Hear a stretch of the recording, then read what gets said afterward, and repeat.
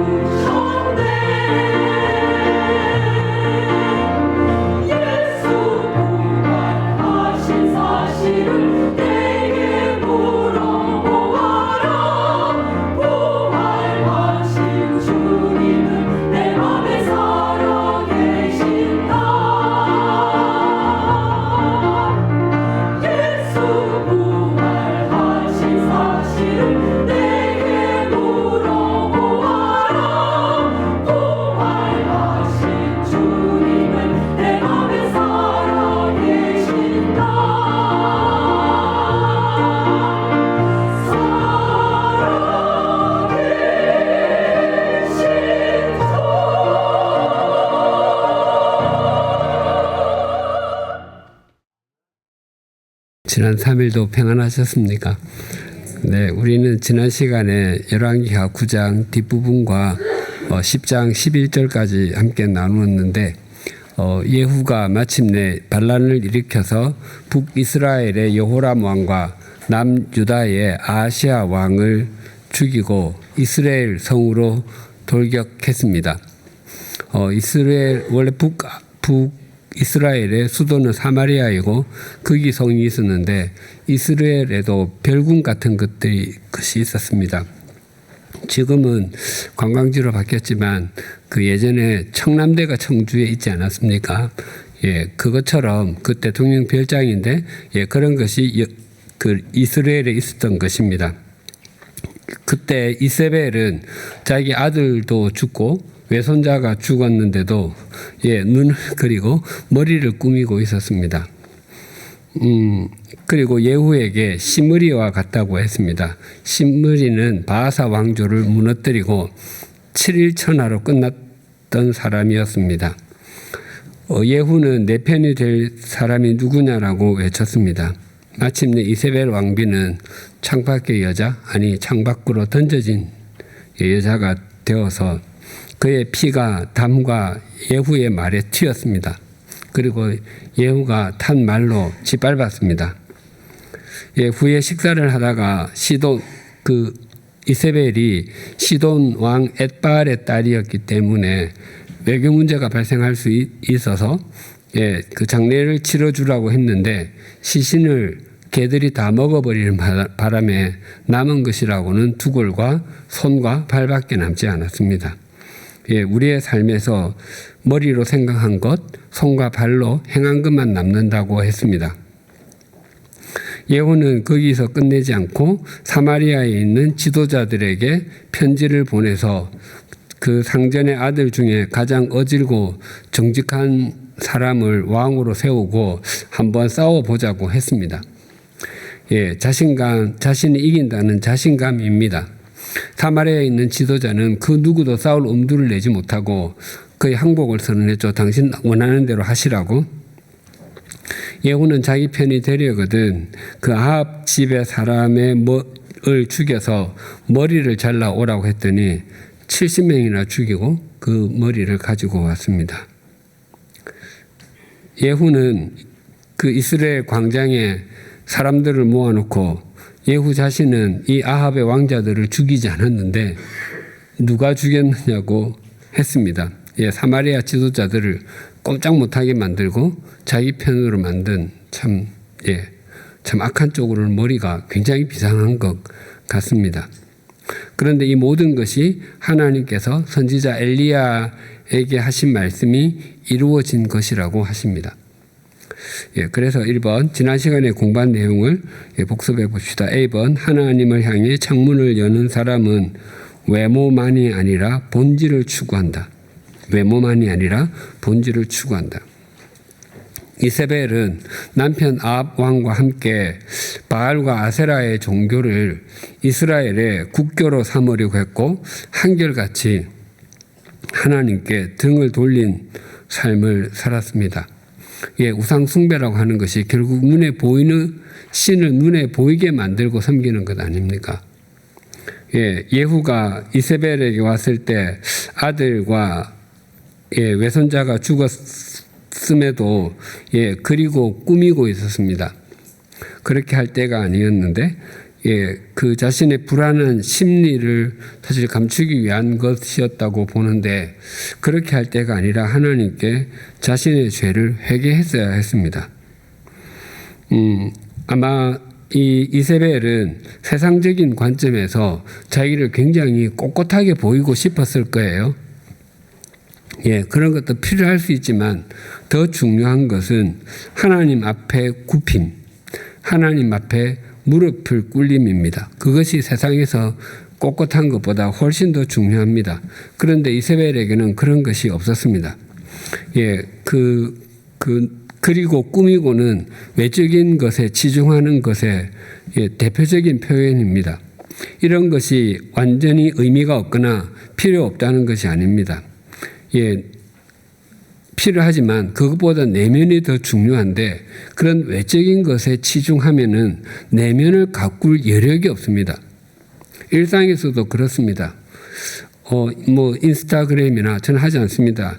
예, 페이스북 같은 그 SNS에 과하게 자신의 사진이나 자신의 이야기를 올리는 사람은 오히려 그 내면이 공허할 수 있습니다. 그 공허함을 메울 길이 없어서 그렇게 하는 것은 아닌가 하는 생각이 들 때가 있습니다. 예, 그런 데서 자신이 얼마나 잘난 사람인가를 증명하기 위해서 몸부림을 치는데 그럴수록 정말 짠한 마음이 듭니다.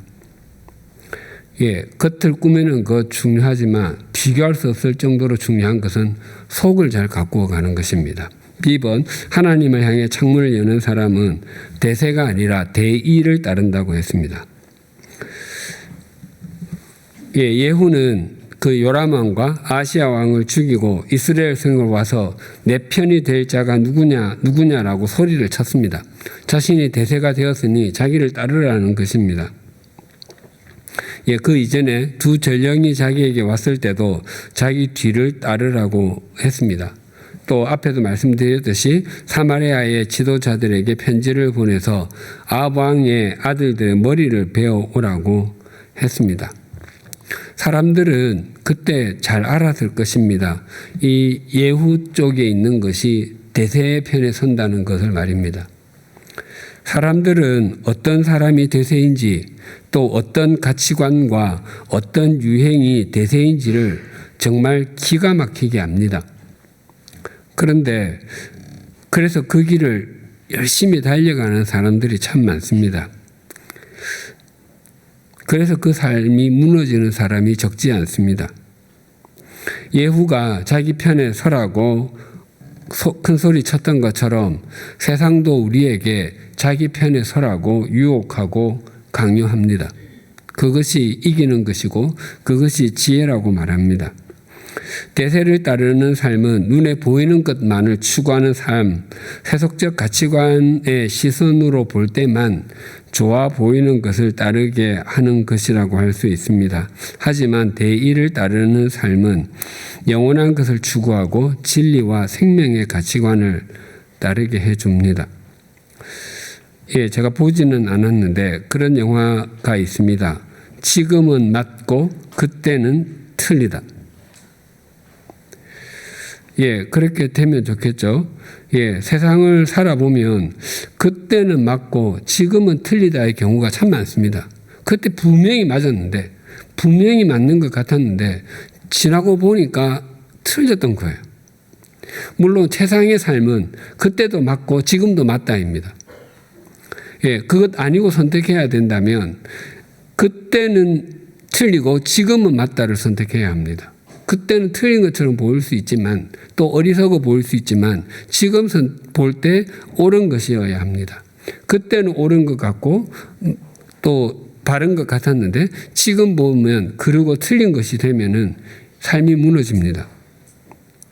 10번 하나님을 향해 창문을 여는 사람은 눈에 보이는 왕만이 아니라 눈에 보이지 않는 왕을 따른다. 눈에 보이는 왕만이 아니라 눈에 보이지 않는 왕을 따른다. 예, 그 북이스라엘의 피비린내 나는 반역이 지금 계속 이어지는데 그것은 궁극적으로 한 가지 이유. 그 왕과 사람들이 하나님의 말씀에 순종하지 않았기 때문입니다. 예, 아합 가문에 이런 비극으로 마침표를 찍게 된 것은 역시 눈에 보이는 우상을 왕으로 섬겼기 때문이고 눈에 보이지 않는 하나님을 따르지 않았기 때문입니다. 그래서 하나님의 말씀과 하나님을 목적 삼고 순종하는 삶은 가장 수지 맞는 삶이고 바른 삶입니다.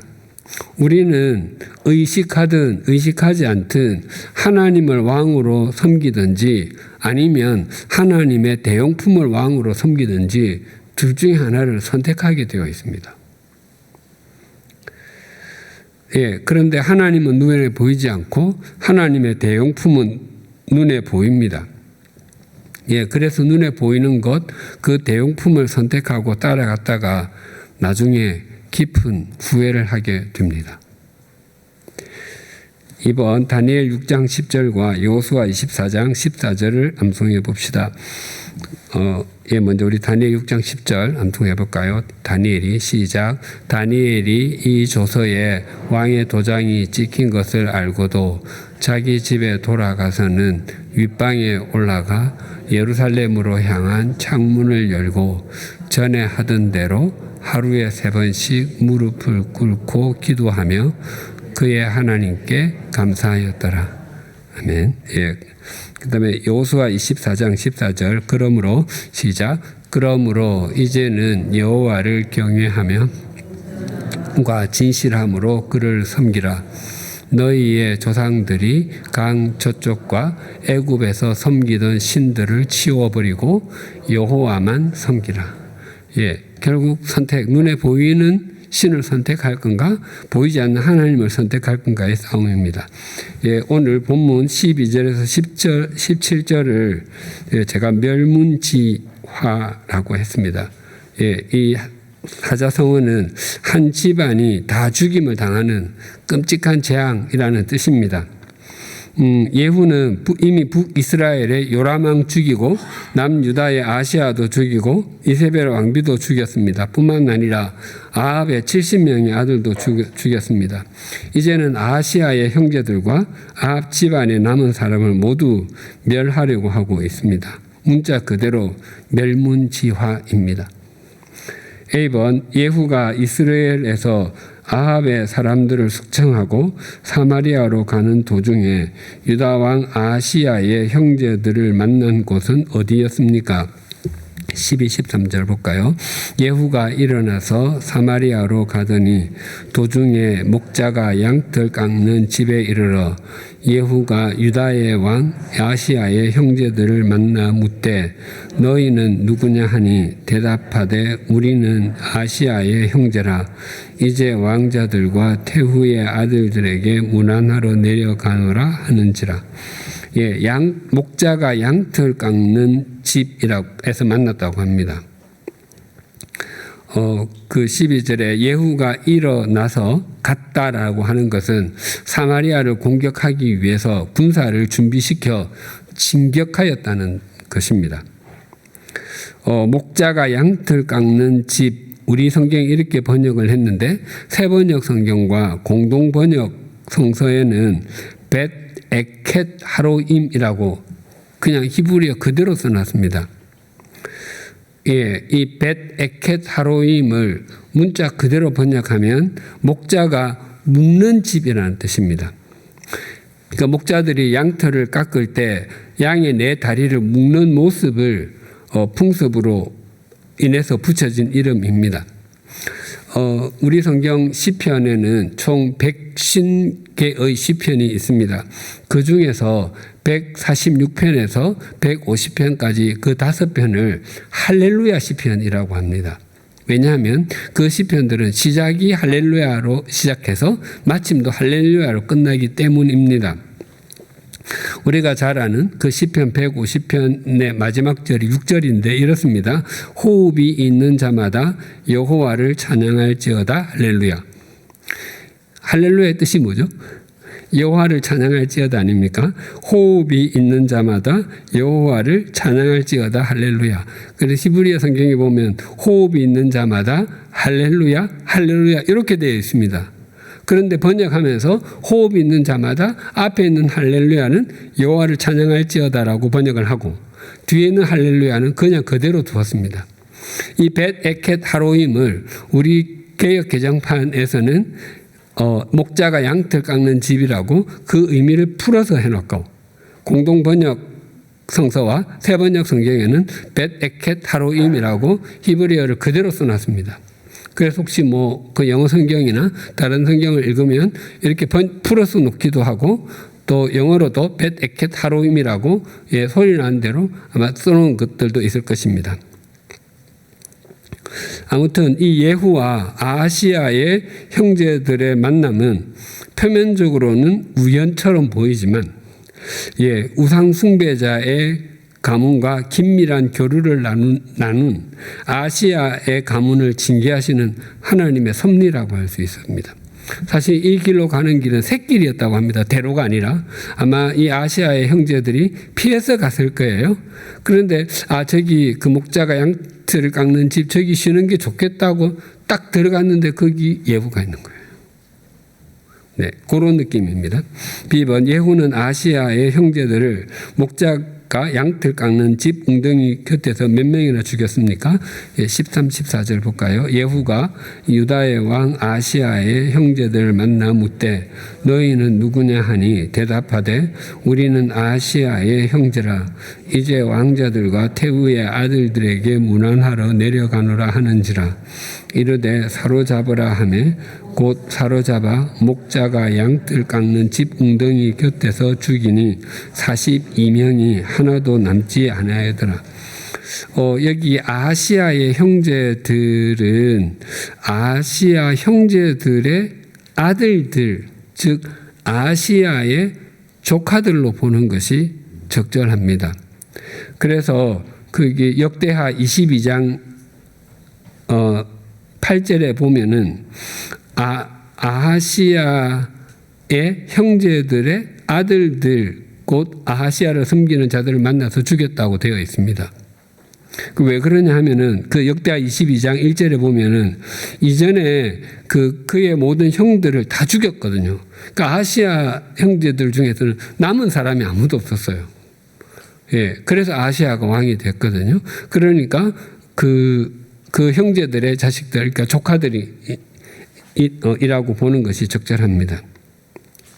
이 문하나를 가는 사람들이 42명이나 된 것은 아시아 왕의 형제들, 즉 조카들이 갈 때 군인들이 함께 호위하고 갔을 거예요. 그 조카들은 그렇게 많지 않았을 것이고, 예를 들어서 뭐 한 10명, 뭐 20명이고 나머지는 다 그 군인들이고 그랬을 것이라고 봅니다.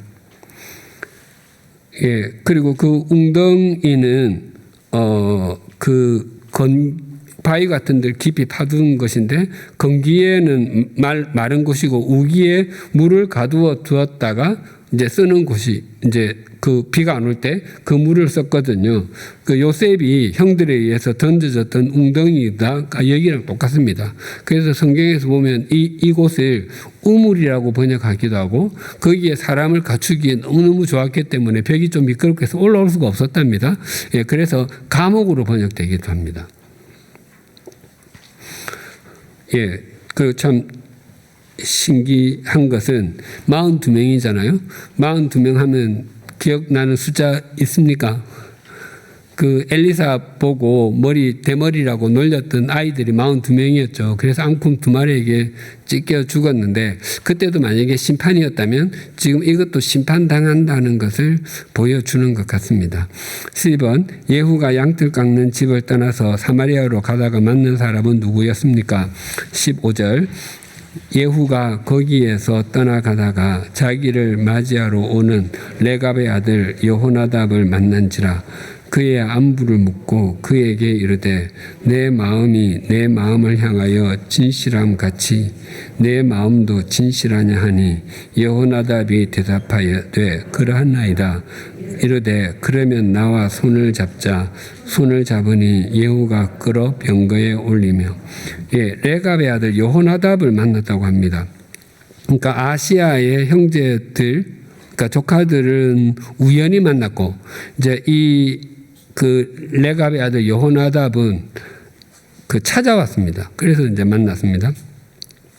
레갑은 모세의 장인이 이름이 여러 개 있는데 그 중에 호밥인데, 그 호밥에 속한 겐 족속의 후손이고, 광야에 살다가 이스라엘 자손과 합해서 광야 생활을 하다가 함께 가나안 땅으로 들어간 것으로 보입니다. 그 예레미야에 보면 하나님께서 그 예레미야 선지자에게 이스라엘, 그러니까 유다 백성이 정말 지리지리 말을 안 듣는다고 말씀하시면서 이 레갑 사람의 후손에 대해서 얘기를 하는 장면이 있거든요. 그것이 그 예레미야 35장인데, 그 중에 제가 중간에 약간 빼긴 했는데 35장 그 5절에서 10절 말씀을 같이 한번 읽어볼까요? 내가 레갑 사람들의 후손들 앞에 포도주가 가득한 종지와 술잔을 놓고 마시라 권하매 그들이 이르되 우리는 포도주를 마시지 아니하겠노라.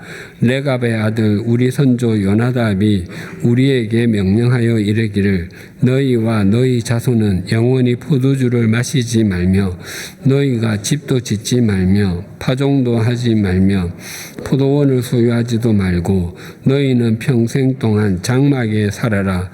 우리 선조 요나답이 우리에게 명령한 대로 다 지켜 행하였노라.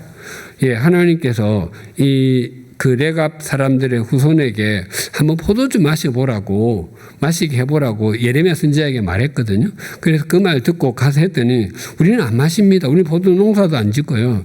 우리 그 선조 요나답이 우리에게 명령하기를 장막에서 살고 그런 거 심지도 말고 먹지도 말라고 해서 우리는 지금까지 안 먹습니다. 그러는 거예요. 그 말에 예레미야가 너무 충격을 받았는데, 하나님께서 그 레갑 사람의 후손들은 조상의 말도 듣는데 내 백성은 내 말을 듣지 않는다는 거예요. 예, 그래서 요 이야기를 해놨거든요.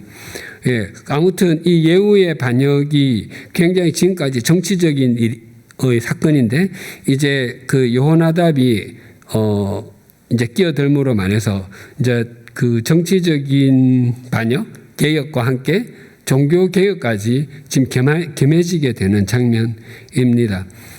예후가 여호나답에게 진실함을 묻고, 그러니까 내가 너를 믿는데 너도 나를 믿느냐 하고 그렇다고 하니까 병거에 올린 것은 여호나답이 예후의 신하가 되었음을 말하는 것입니다.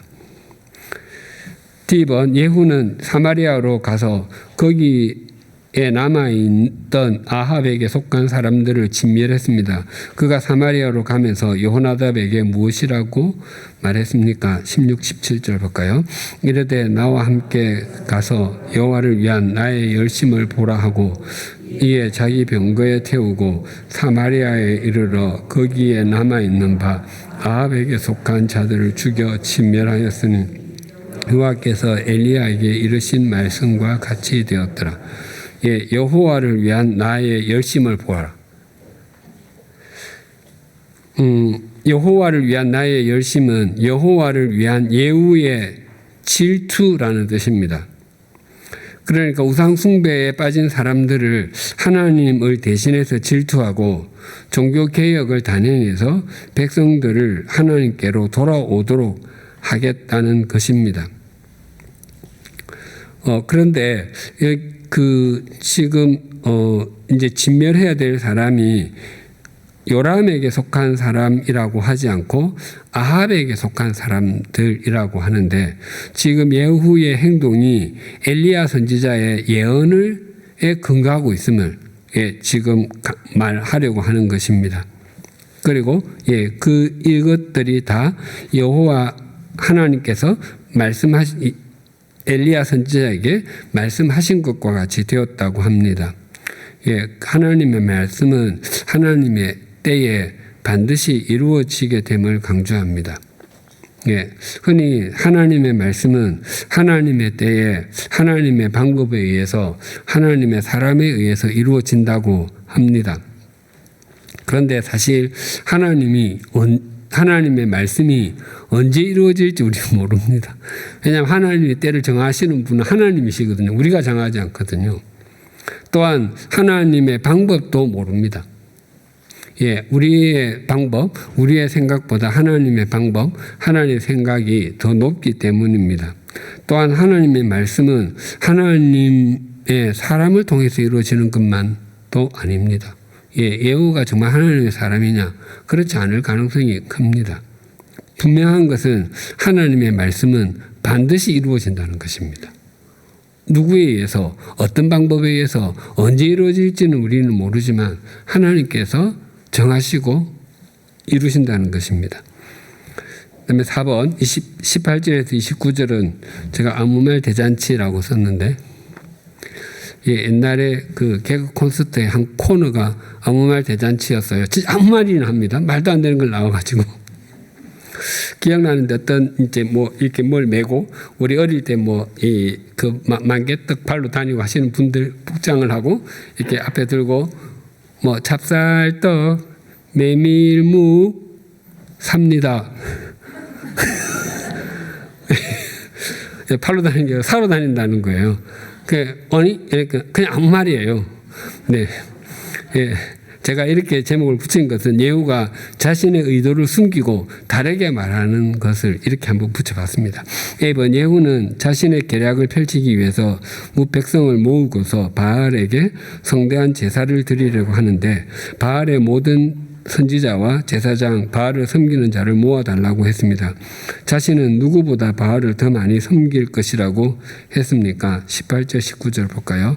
예후가 뭇 백성을 모으고 그들에게 이르되 아합은 바알을 조금 섬겼으나 예후는 많이 섬기리라. 그러므로 내가 이제 큰 제사를 바알에게 드리고자 하노니 바알의 모든 선지자와 모든 섬기는 자와 모든 제사장들을 한 사람도 빠뜨리지 말고 불러 내게로 나오게 하라. 모든 오지 아니하는 자는 살려두지 아니하리라 하니 이는 예후가 바알 섬기는 자를 멸하려 하여 계책을 씁니다. 그 자기가 아합보다 더 많이 섬긴다고 합니다. 그래서 이 9절에서 조금과 많이가 굉장히 대조됩니다. 사실 아합은 바알의 신전을 지은 사람이고요. 또 제단까지 쌓았거든요. 정말 아합은 바알을 많이 섬겼던 사람이었습니다. 근데 그 사람이 조금이라고 말하고 자기가 많이 섬기겠다고 하는 것은 과장해서 표현하는 것입니다. 그리고 큰 제사를 드린다고 했는데 이 제사가 히브리 말로 제바흐인데 이것은 도살하다에서 왔습니다. 번제를 드릴 때, 그래서 이 큰 제사를 드린다고 하는 것은 도살하다, 학살하다 왔기 때문에 큰 제사는 큰 학살과 일맥상통하는 말입니다. 그러니까 표현은 큰 제사를 드린다 하지만 지금 큰 학살을 한다는 것입니다. 또 그 섬기다도 그 히브리 말로 아바드인데 멸하다도 아바드이거든요. 그 히브리 알파벳 구성은 약간 다르지만 발음은 그렇게 됩니다. 우리말도 예를 들어서 제 얼굴 낫과 그다음에 반대말 낫 또 이렇게 배는 낫 다 낫이잖아요. 또 똑같이 그 빚도 빚이고 그다음에 빚을 지는 것도 빚이고 머리를 빚는 것도 빚이에요. 영어도 그런 것도 있죠. 밤이 영어로 night인데 기사도 night죠.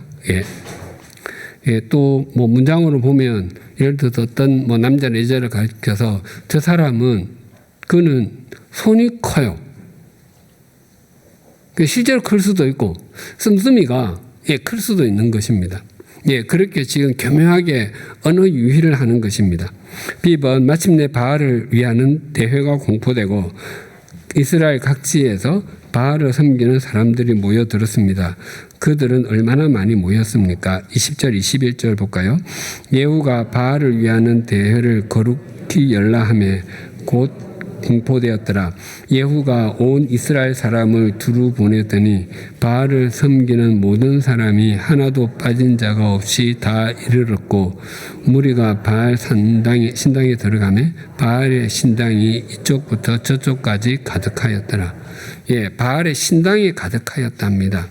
이 바알을 위하는 대회는요, 아무나 참석할 수 있는 모임이 아니라 제한된 사람이 참석하는 종교 집회입니다. 그러니까 지금은 그런 집회를 하지 않지만 제가 중고등학교 다닐 때 그 대형 집회들을 되게 많이 하지 않았습니까? 저도 그 야간 자습 땡 표준어가 뭐죠? 아직 안 하고 그 무슨 체육관 같은 데서 일찍 가가지고 앞자리에 앉아가지고 예배 드릴 때 기억이 있는데 그런 대형 집회는 누구나 갈 수 있어요. 그렇죠? 근데 무슨 교단에서 총회를 한다. 그럼 대표자만 가요. 목회자, 장로님 대표자만 갈 수 있습니다. 이제 그런 모임에 그러니까 총회에 해당한다고 할 수 있습니다.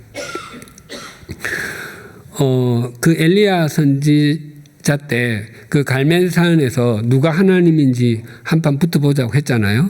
그때 바알과 바알 선지자 450명, 아세라 선지자 400명 오라고 했는데 온 것은 바알 선지자 400명만 왔습니다. 아무튼 거기 400명이 왔는데 지금은 왕의 공포로 전국에서 바알 선지자들이 다 모였었거든요. 아마 그때보다 훨씬 많이 모였을 거예요. 그 삼손이 여러 과정을 거쳐서 그 다곤 신전에서 놀이감으로 있다가 하나님 한 번만 힘 주십시오 해가지고 기둥 무너뜨렸잖아요. 그때 죽었던 그 다곤 신전에서 있던 사람이 3,000명이라고 그랬거든요. 그러니까 적어도 그만큼 정도는 모이지 않았을까 하는 생각이 듭니다. 그래서 이 10장에는 이 바알의 집, 바알의 신당, 신당이 집이라는 뜻이거든요. 그 아합의 집이 반복적으로 나옵니다. 그러니까 아합의 집을 멸망시키는 것과 바알의 집을 멸망시키는 것이 깊은 연관이 있음을 보여줍니다. 10번 예후가 예복 맡은 사람에게 예복을 가지고 와서 누구에게 주라고 명령했습니까? 22절 보겠습니다. 예후가 예복 맡은 자에게 이르되 예복을 내다가 바알을 섬기는 모든 자에게 주라 하며 그들에게로 예복을 가져온지라. 바알을 섬기는 모든 자에게. 당시 아마 그 바알의 제사장들은 집회를 할 때 자신들의 제복을 입었을 것입니다. 그 제복을 관리하는 책임자가 있었던 것으로 보입니다. 그 마태복음 22장에 보면은 그 큰 잔치 비유가 있는데 이제 그 임금이 손님들을 막 초대했는데 그 많은 사람들이 초대되어 왔는데 거기 예복 입지 않은 사람이 한 사람이 있었던 거예요. 그래서 왜 예복을 입지 않고 여기 왔느냐 하니까 그 사람이 아무 말도 못했습니다. 그래서 이 사람의 손발을 묶어서 어두운 데 내던지라고 하니까 거기서 슬피 울며 이를 갈았다고 되어 있습니다. 만약 그냥 일반적으로 생각하면 예복 없는 사람도 있을 수 있잖아요. 예를 들어서 한복 입고 오세요 했는데 한복 없을 수 있잖아요. 저 한복이 없거든요. 한복 한 번도 안 입어봤거든요. 한복이 없는데 그러면 그냥 갈 수도 있잖아요. 그런데 한복 없다고 하면 안 되잖아요. 근데 이것처럼 앞에 예복을 나눠준 사람이 있는 겁니다. 예복을 나누어 줬는데 안 입고 들어온 거예요. 그러니까 주인이 임금이 화를 내는 거예요. 분명히 줬는데 왜 안 입고 왔느냐고. 그러니까 예복을 내어주라는 예후의 명령은 표면적으로 구별된 옷을 입고 구별된 제사를 드리라는 거죠. 그 바알에게. 그런데 내면적으로는 대대적인 살육을 앞두고 바알을 섬기는 사람과 그렇지 않은 사람을 지금 구분하고 있는 거예요. 이번 예후는 여호나답과 함께 바알의 신당에는 바알을 섬기는 사람만 있고 여호와의 종은 있지 못하게 했습니다. 그리고 신당 바깥에 바알을 섬기는 사람을 멸하기 위해서 포진하게 한 군인들은 몇 명이 있었습니까? 23, 24절 볼까요? 예후가 레갑의 아들 여호나답과 더불어 바알의 신당에 들어가서 바알을 섬기는 자들에게 이르되 너희는 살펴보아 바알을 섬기는 자들만 여기 있게 하고 그 종은 하나도 여기 이 중에 있지 못하게 하게 하라고. 무리가 번제와 다른 제사를 드리려고 들어간 때에 예후가 80명을 밖에 두며 이르되 내가 너희 숨겨주는 사람을 한 사람이라도 도망하게 하는 자는 자기의 생명으로 그 사람의 생명을 대신하리라 하니라. 80명입니다. 그러니까 예후와 여호나답이 이 일을 함께 한 것은 지금 정치적으로 그리고 종교적으로 협력했음을 보여줍니다. 여호와의 종은 잊지 못하게 하라고 하는 것은 여호와의 종이 참석할 이유가 전혀 없지만 혹시라도 있으면 나가라는 것입니다. 혹시라도 여호와의 종은 다치게 하고 싶지 않다는 겁니다. 근데 사실 여기 지금 바알의 제사장들만 바알을 섬기는 사람만 모았잖아요. 근데 거기에 여호와의 종이 있으면 나가라고 하는 것은 꼭 그렇게 하면 꼭 끼웃거리는 사람이 있습니다. 안 가야 되는데 혹시 궁금해서 아니면 혹시 뭔가 또 고물이라서 떨어질까 싶어가지고 아무튼 바알 신당 바깥에 있는 이 80명은 최정예 군인으로 보이고 번제를 비롯한 다른 제사를 드리게 한 것은 이 살육 계획을 철저하게 숨기기 위함입니다. 그러니까 이 번제를 드린다고 하는 것은 그 바알을 섬기는 종교, 이방 종교에도 하나님께 드렸던 여러 종류의 제사가 있듯이 그들에게도 번제와 같은 또 그런 제사들이 있었던 것이죠. 이번 번제 드리는 일이 끝난 후에 예후는 군 지휘관들에게 바알을 섬기는 사람들을 치라고 했습니다. 군 지휘관들은 그들을 쳤고 바알 신당에 있던 목상들을 불살랐습니다. 그리고 바알의 신당은 무엇으로 만들었습니까? 25절에서 27절 보겠습니다. 번제 드리기를 다하매 예후가 호위병과 지휘관들에게 이르되 들어가서 한 사람도 나가지 못하게 하고 죽이라 하매 호위병과 지휘관들이 칼로 그들을 죽여 밖에 던지고 바알의 신당에 있는 성으로 가서 바알의 신당에서 목상들을 가져다가 불사르고 바알의 목상을 헐며 바알의 신당을 헐어서 변소를 만들었더니 오늘까지 이르느니라. 변소를 만들었답니다. 화장실보다 변소가 훨씬 더 적나라하게 들립니다.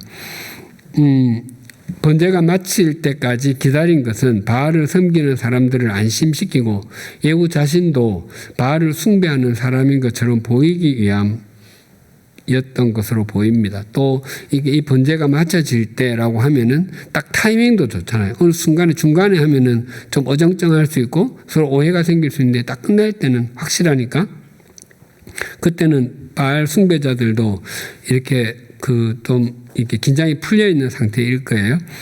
예, 바알의 신당이 있는 성은 바알 신당의 지성소를 뜻하고요. 바알의 지성소 내부까지 철저하게 우상을 제거했음을 의미합니다. 그리고 그 신당을 변소로 만들었다는 것은 첫째는 모욕이고요. 예, 그러니까 가장 거룩한 곳인데 가장 오염된 곳으로 만들었다는 의미고, 또 하나는 더 나아가서 다시는 그곳을 신당으로 쓰지 못할 정도로 오염을 시켜놨다는 것입니다. 예, 저 상암동에 난지도가 있지 않습니까? 난지도의 난자가 무슨 난자인지 압니까? 저는 어지러울 난자인 줄 알았거든요. 워낙 쓰레기를 갖다 붓고 했으니까. 근데 난초 난자랍니다. 난초가 많아서 원래 그렇게 붙였답니다. 그러다가 1978년도에 거기가 쓰레기 매립장으로 지정되면서 하루에 트럭으로 3,000대 분량을 쓰레기를 갖다 부었습니다. 그렇게 15년을 갖다 부으니까 그 100m짜리 산이 2개가 생겼습니다.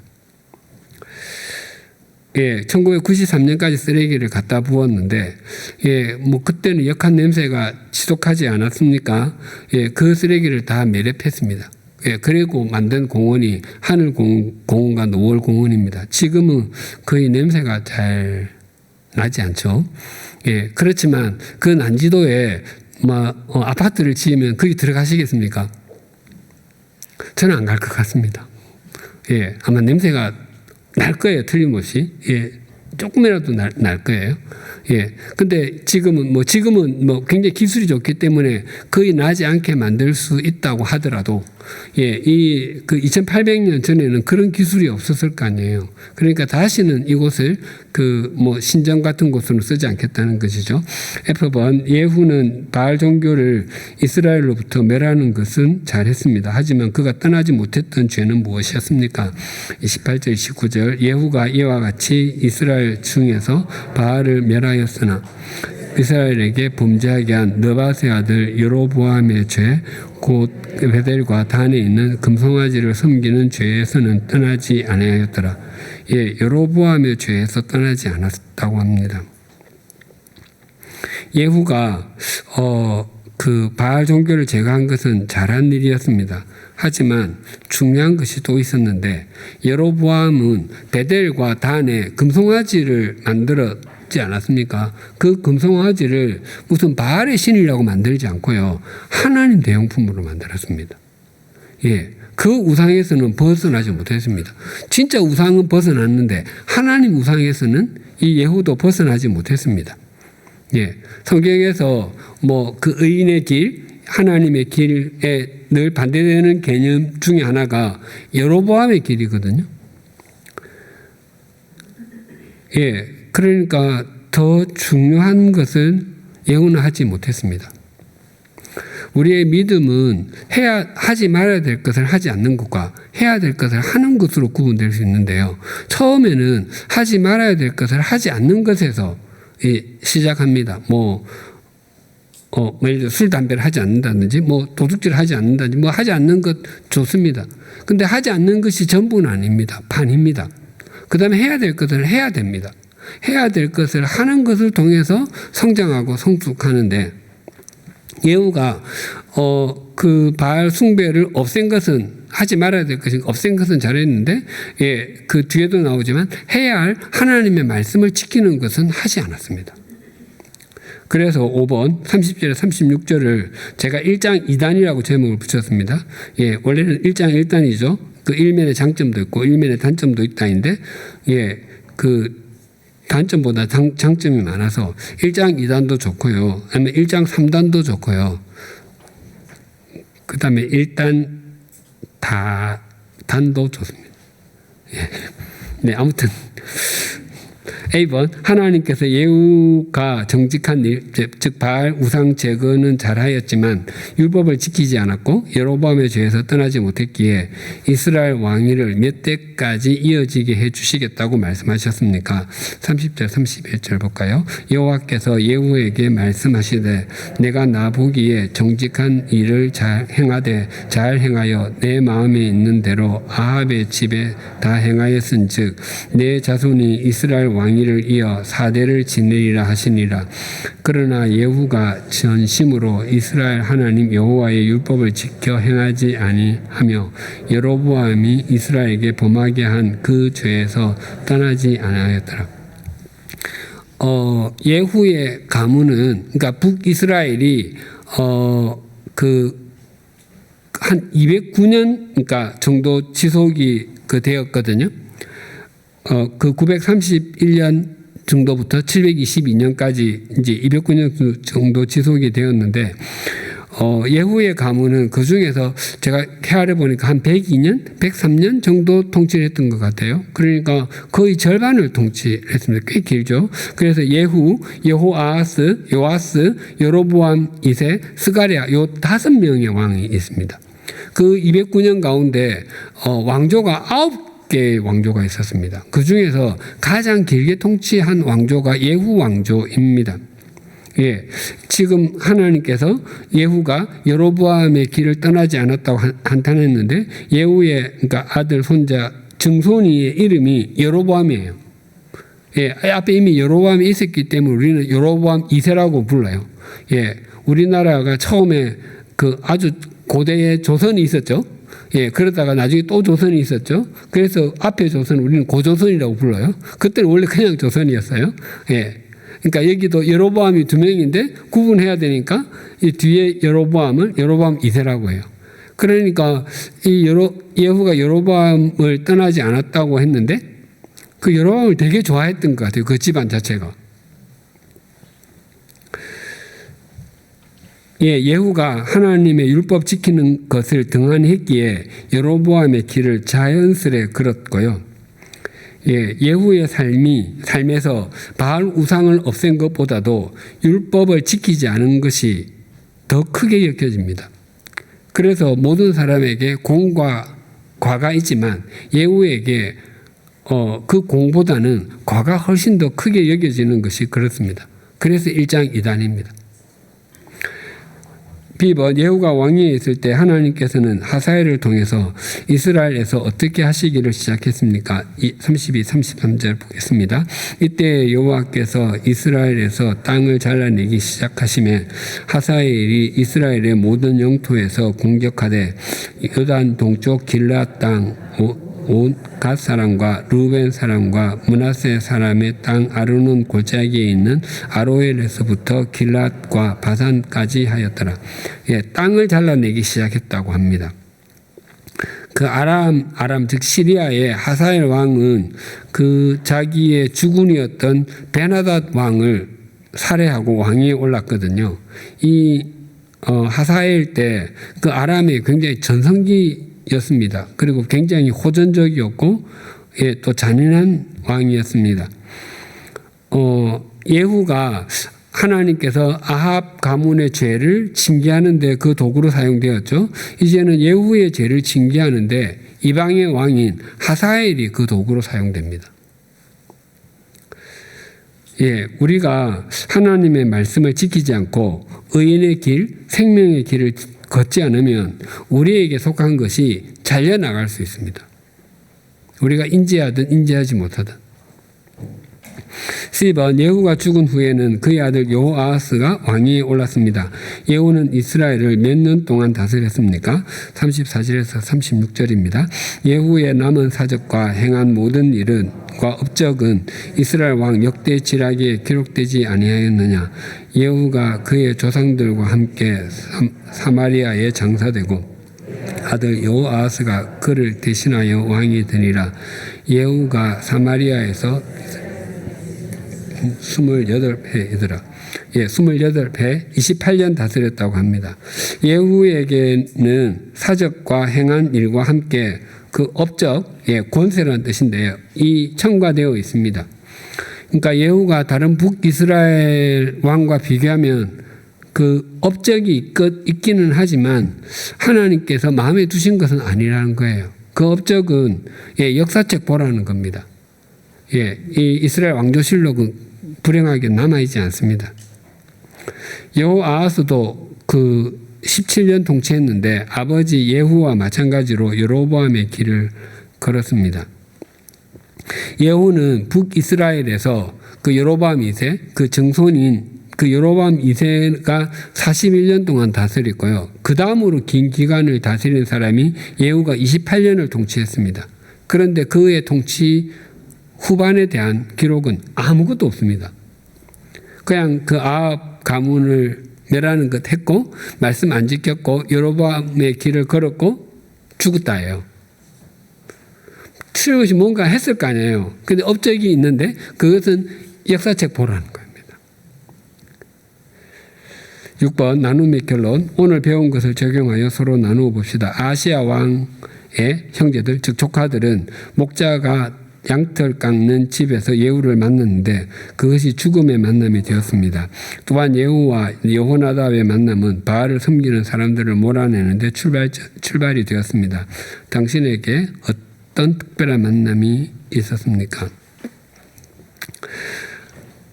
그 아시아의 그 형제 조카들의 죽음은 위로 올라가서 아달랴와 그 여호람의 결혼에서 시작이 됩니다. 그 결혼이 잘못된 만남이었습니다. 그 북이스라엘은 우상 숭배하는 걸 주로 했는데 무슨 정치적인 협력을 하고 그 힘을 얻을까 해서 그 여호사밧이 자기 아들을 이제 그 아합 왕가와 결혼을 시켰는데 그 잘못한 겁니다. 뭐 그런 노래 있었죠. 잘못된 만남이라는 노래. 아달랴와 여호람의 결혼은 잘못된 결혼입니다. 아마 세상적으로는 또 정략적으로는 굉장히 잘한 것으로 보이는 결혼일 수 있습니다. 그러나 신앙적으로는 잘못된 결혼입니다.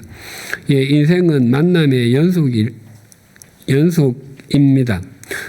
그러니까 누군가와 나와의 만남이 내 삶을 바꾸고 내가 뭔가 그 특별한 것을 하게 되는 그것이 긍정적이든 부정적이든 그런 일들이 있지 않았습니까?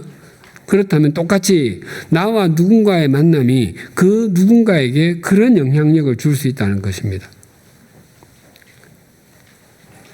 그래서 우리 모두의 다 공통된 고백이지만 우리가 오늘 이 자리에 있게 된 것은 수많은 사람들과의 만남의 결과이고요. 그 만남 위에는 하나님의 섭리가 있습니다. 그 만남 가운데 하나만 어긋나도 우리는 여기 아마 있지 않았을 거예요. 그래서 그런 하나님의 섭리가 있다면 우리는 일상에서 겸손해야 합니다. 왜냐하면 일상 속에 하나님께서 역사하시기 때문입니다. 나번 예후는 바알을 섬기는 사람과 그렇지 않은 사람을 구분하기 위해 바알을 섬기는 사람에게 예복을 입혔습니다. 그 예복은 삶과 죽음을 구분하는 상징과 기준점이 되었습니다. 그리스도인을 그리스도인답게 하는 합당한 옷, 행실은 무엇입니까? 그 군인, 경찰, 의사, 등등의 옷, 그 제복이라고 하죠. 그 제복은 그 사람의 신분이 무엇인지 알려주고요. 그 제복을 입은 사람은 그 신분의 적절한 행동 양식을 보여줍니다. 그 제복을 입고 거기에 적절한 행동을 하지 않으면 그 제복을 입혀준 사람이나 기관, 국가를 망신시키는 거예요. 우리 같이 로마서 13장 11절에서 14절을 볼까요? 또한 너희가 이 시기를 알거니와 자다가 깰 때가 벌써 되었으니 이는 이제 우리의 구원이 처음 믿을 때보다 가까웠습니다. 밤이 깊고 낮이 가까웠으니 그러므로 우리가 어둠의 일을 벗고 빛의 갑옷을 입자. 낮에와 같이 단정히 행하고 방탕하거나 술 취하지 말며 음란하거나 호색하지 말며 다투거나 시기하지 말고 오직 주 예수 그리스도로 옷 입고 정욕을 위하여 육신을 도마지 말라. 결국 우리가 그리스도로 옷을 입는 사람들인데 우리가 그리스도로 옷을 입지 않고 다른 옷을 입으면요, 그 동화처럼 우리는 벌거벗은 임금님이 됩니다.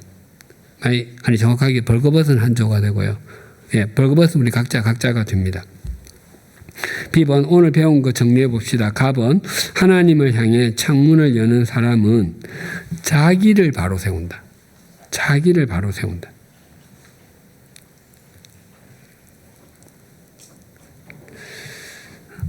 예, 열왕기하 우리 앞에 봤던 28절 29절 고치 한번 읽어볼까요? 예후가 이와 같이 이스라엘 중에서 바알을 멸하였으나 이스라엘에게 범죄하게 한 느밧의 아들 여로보암의 죄 곧 베델과 단에 있는 금송아지를 섬기는 죄에서는 떠나지 아니하였더라. 예. 다른 사람을 세우는 것 의미 있고 가치 있는 일이죠. 그러나 그것보다 훨씬 더 중요하고 어려운 것은 자기를 바로 세우는 겁니다. 그래서 사도 바울이 고린도전서 9장 27절에 이렇게 고백했습니다. 같이 한번 읽어볼까요? 내가 내 몸을 쳐 복종하게 함은 내가 남에게 전파한 후에 자신이 도리어 버림을 당할까 두려워함이로다. 예. 그 웨스트민스터 그 대성당 그 지하에 묘지가 있거든요. 그 묘지에 있는 그 주교의 묘비명이라는 그 있지 않습니까? 내가 젊었을 때는 자유롭고 또 상상력이 한계가 없었을 때 나는 세상을 변화시키겠다는 꿈을 꾸었습니다. 그러나 나이가 좀 더 들고 지혜를 얻었을 때 나는 세상이 변하지 않으리라는 것을 알았습니다. 그래서 내 시야를 약간 좁혀 내가 살고 있는 나라를 변화시키겠다고 결심했습니다. 그러나 그건 역시 불가능한 일이라는 것을 알았습니다. 나는 마지막 시도로 나와 가장 가까운 내 가족을 변화시키겠다고 마음먹었습니다. 그러나 아무것도 달라지지 않았습니다. 이제 죽음을 맞기 위해 자리에 누워 나는 문득 깨달았습니다. 나는 만약 내가 내 자신을 먼저 변화시켰더라면 그것을 보고 가족이 변화되었을 것을, 또한 그것에 용기를 내어 내 나라를 좀 더 좋은 곳으로 바꿀 수 있었을 것을, 그리고 누가 알겠습니까? 세상까지도 변화되었을런지 자기 자신부터 변하지 않고 다른 사람을 변화시키려고 하는 것은 참으로 어리석은 것입니다. 예, 납은 하나님을 향해 창문을 여는 사람은 열심의 사람이 아니라 전심의 사람이다. 열심의 사람이 아니라 전심의 사람이다. 예, 예후는 나답에게 여호와를 위한 나의 열심을 보라라고 16절에서 말했는데요. 하나님께서는 예후가 전심으로 여호와의 율법을 지켜 행하지 않았다고 31절에서 말씀하십니다. 열심과 전심은 비슷하게 보이지만 같은 단어가 아닙니다. 열심이 온도 또는 행동의 영역이라면 전심은 태도의 영역입니다. 그래서 열심은 다른 사람을 무너뜨릴 수 있습니다. 나의 과다한 열심이 상대를 태울 수도 있습니다. 그러나 전심은 사람을 세웁니다. 예, 그래서 우리 시편 119편 19절 10절 한번 같이 읽어볼까요? 내가 전심으로 주를 찾았사오니 주의 계명에서 떠나지 말게 하소서. 내가 주께 범죄하지 아니하려 하여 주의 말씀을 내 마음에 두었나이다. 예, 열심의 출발이 나에게서 오는 경우가 많습니다. 그러나 전심의 출발은 하나님께로부터 옵니다.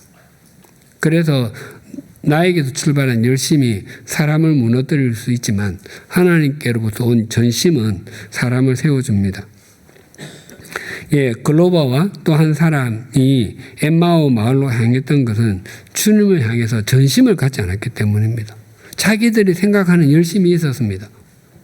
예. 그런데 그 열심이 자기들 변화시키지 못했습니다. 예, 그들이 주님을 향해 눈을 뜨고 나서야 그들은 이전과는 다른 사람이 되었습니다. 예레미야 선지자가 하나님을 향해 가졌던 열심이 아니라 전심이 있었기 때문에 온갖 고난과 고통 가운데서도 하나님의 통로다운 통로가 될 수 있었고요. 선지자다운 선지자가 될 수 있었습니다.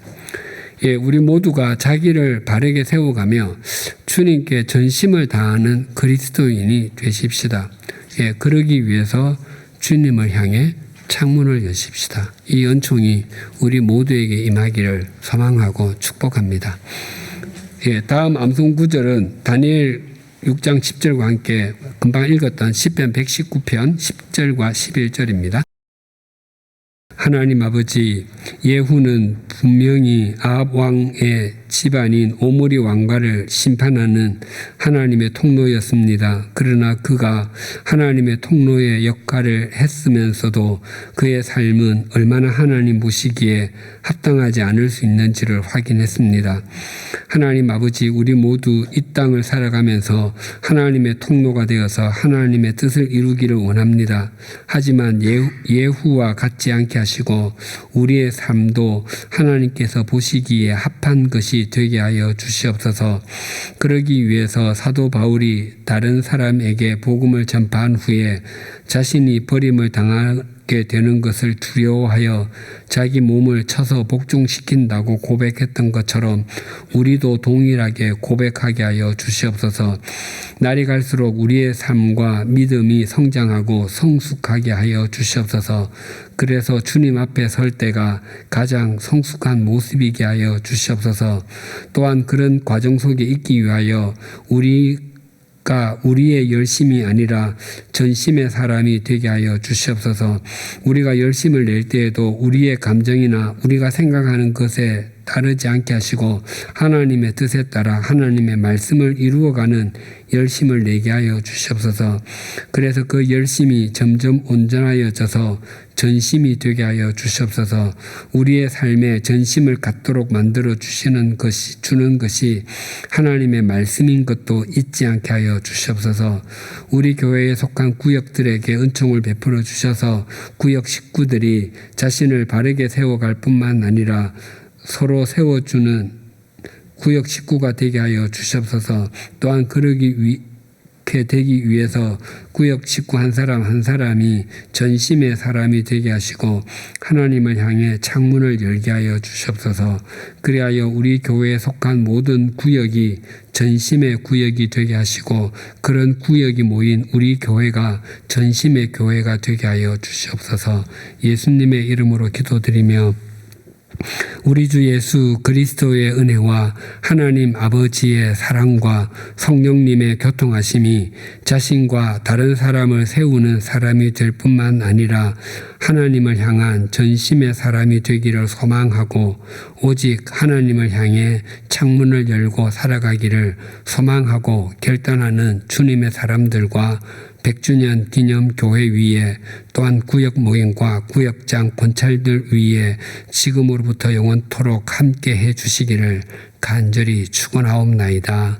아멘.